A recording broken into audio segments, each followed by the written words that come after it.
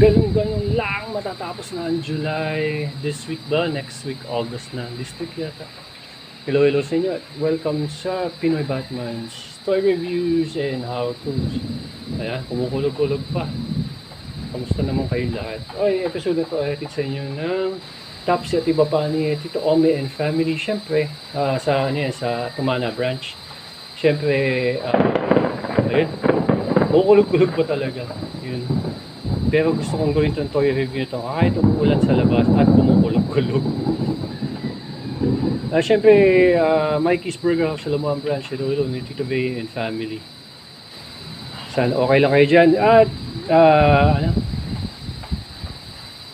kay Tita Shawi Nagbuya, Sweet Infusions, hello sa inyo. Okay, ang toy review natin ngayon, nakuha ko siya sa Jetman Toys.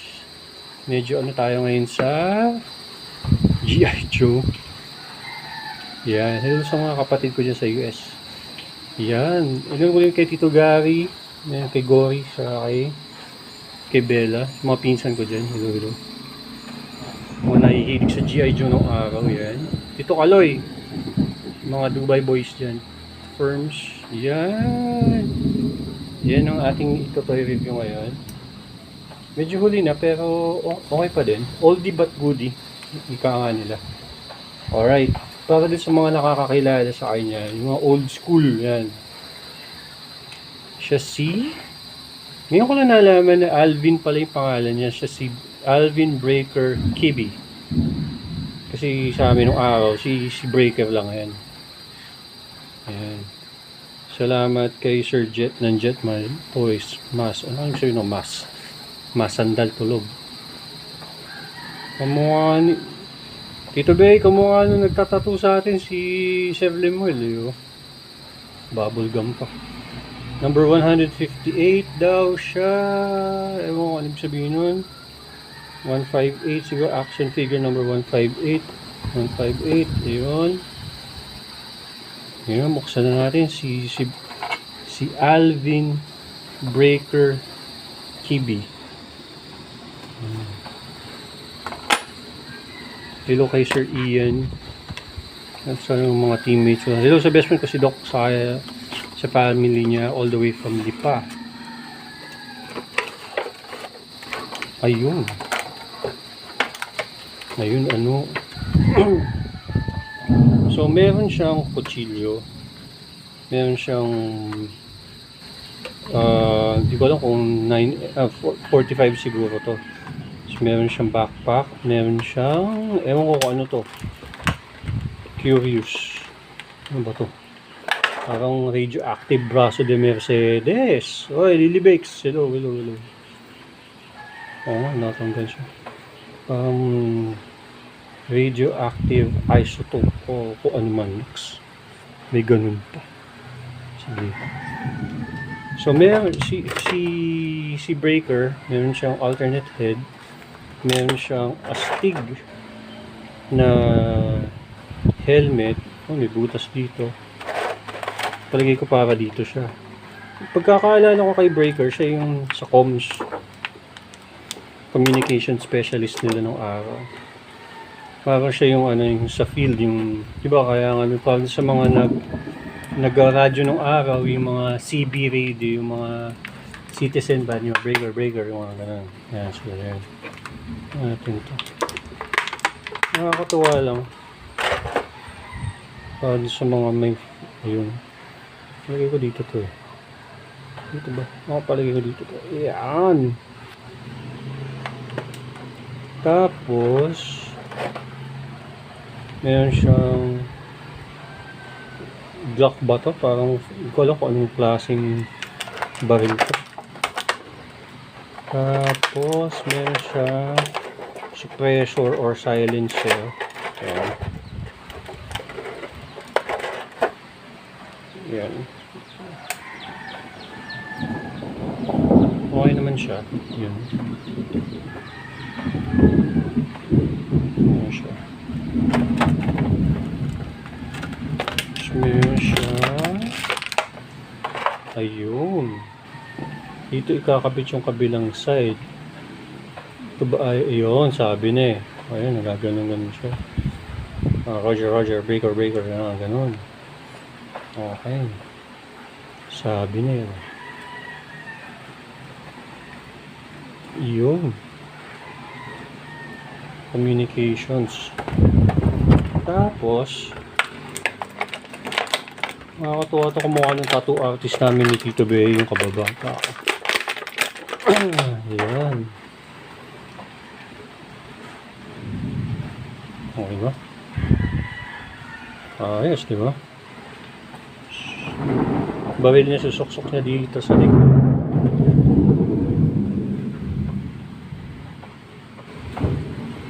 Ayan, like so, dito.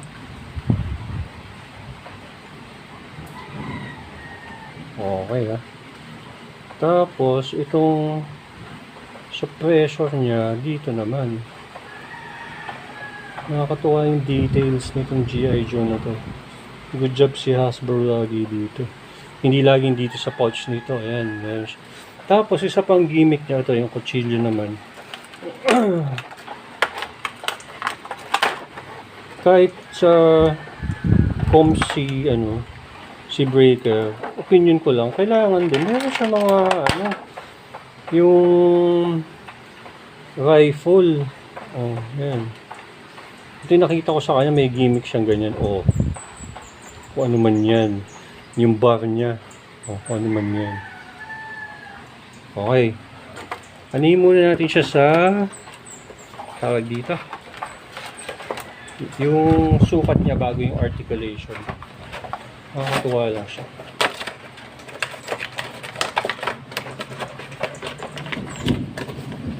Kumukha ni Sir Lemuel. Yeah, okay. Yeah. Si Breaker ay palagay ko 6 inches to. Ay, 6 inches nga. Okay. Hindi ko na ng size comparison sa ibang figures ko, pero gets nyo na yung height niyan. 6 siya. Standard Hasbro, standard Marvel Legends siya. Oh, may ilaw pa oh. Siya ay mga digital eh. Ayan oh. Nakakatawa yung mga details. Ayan oh. Oh. Ngayon pa siya yung pangalan niya, pagkakakilanlan niya. A. Kibi. Ayan. E4. Yun yung rank niya. Okay, articulation na tayo. Well, bago pala yung articulation, si Breaker ay yung standard niyang dark gray or light gray at black. Yun yung color combination. Parang sundalo na IT. Si si mainframe, si dial tone, yan. Yun yung mga ano niya. So, ano natin muna yun. Hindi, mamaya na to. Ano niya ay 360. Naiikot, pwede kong gagawin. Ang yuko ay hanggang doon. Ang tingala niya, goods naman ang tingala niya. May iling-iling ba siya? Pwede. May iling-iling siya. 360 dito, syempre. Mayroon gano'n. Meron siyang butterfly. Yung face sculpt niya, maayos. May eye bags pa nga eh. Oh. Kumukha niya si Lemuel. Matag na si Lemuel. Si Chef Lemuel. Meron siyang, maayos, maganda. Ang kamay niya ay nagaganon-ganon. Naiikot din. Ang kamay niya lang ay trigger hands pareho.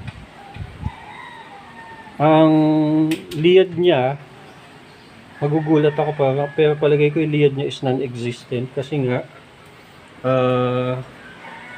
yung vest niya nakakahinder. Yan na hinder siya niyan. Pero pwede sigurong lumiyad-liyad siya. Yan.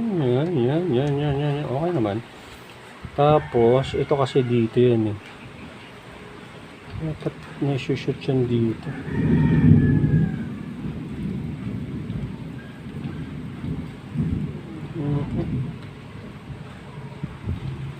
Yun. Mawawala ito pag pinilit. Oo. Huwag na lang ipilit talaga. Yun. Ano. Pag pinilit mo talaga yan, laglag yan. Yan. Tapos, meron siya ikot-ikot dyan. Meron din side to side. Ang sipa niya hanggang yan. Yan. Ang back kick niya, ito suggestion ko na lang, huwag nyo na lang ikabit ito dito kasi mawawala talaga siya. Ang yan, okay naman siya. Ang side kick niya, makakapag-split, walang problema. Meron siyang swivel dito, ikot-ikot ng ganon. Ito ay hindi masagwa. Yan. Tapos sa paaba, meron siya dito. Tapos pagdating sa paa, yung nakakatuwa yung alternate head niya eh.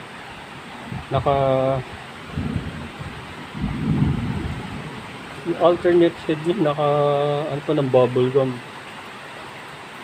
Nagbibigay ng personality dun sa ano. Dun sa character. Yun oh.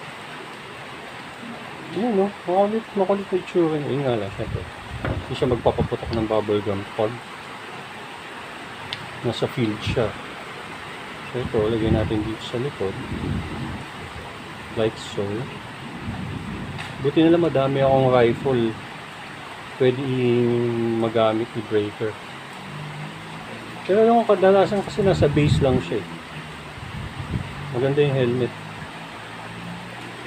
Ayun no. Ano to, pandagdag to, magpandagdag sa troopers ko. G.I. Joe.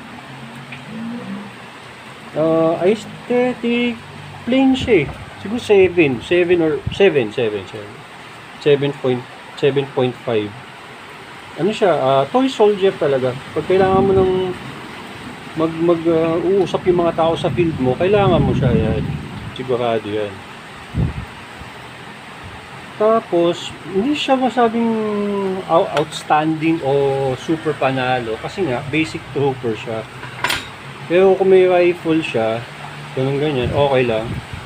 Ito, bentahe siya, yung alternate na head niya. Tapos, ayun, malakas na yung ulan. Sa playability, pandagdag siya sa Jaws eh. Pero kung must have, depende naman kung fan kayo ni Breaker, ganito, ganyan. O, ayan. Sige, malakas na yung ulan. Salamat sa inyong pagtutok at pagsubaybay. Sa susunod ulit. Bye-bye!